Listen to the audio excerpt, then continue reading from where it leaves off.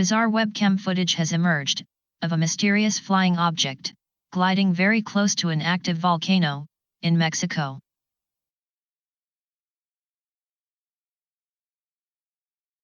The footage, which was captured by the volcano's observation webcam, has prompted some UFO hunters to suggest that it could be final proof of extraterrestrial life.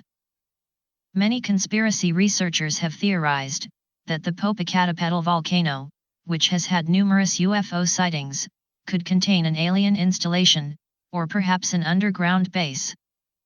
Could this footage confirm that an advanced species of extraterrestrials are monitoring our planet's volcanic activity? This would certainly explain the hundreds of UFO sightings and phenomena which have been recorded and well documented around this mysterious volcano.